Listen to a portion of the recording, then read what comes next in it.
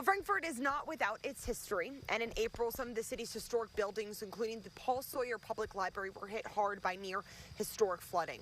While the water has since receded and the capital has returned to normal, it goes without saying that a lot of work was done to get to this next chapter.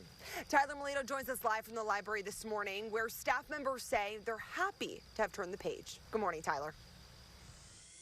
Good morning, Krista. Library Executive Director Gene Ruark says that it was surreal seeing all the flood water totally engulf the library's parking garage. And in the days that followed, it felt like she was walking through a war zone with all the damage. You can see some of the damage in this video here.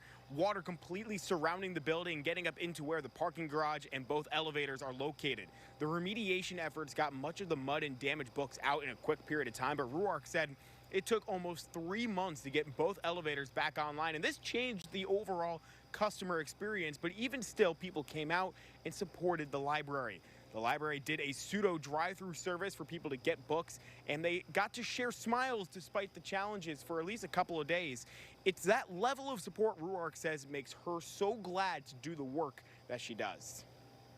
We see a broad range of folks coming into the library, but it really shows when there's a crisis, and that people weren't upset. They understood what we were going through, and they supported that. Although while the library was closed, we did have a few really dedicated patrons who found their way in. Despite the fact that we had no electricity and the elevators weren't working, they were, set on coming in to use library services. So. Even in this digital age that we live in, libraries still play such an important role in our community. Now, this building was actually designed, Ruark says, to withstand a major flood because of where it's located along the Kentucky River. And although she says she doesn't want to see a major flood anytime soon, she is hoping that the library could be a model and an example for future buildings built in downtown Frankfort along the Kentucky River. Krista, back over to you.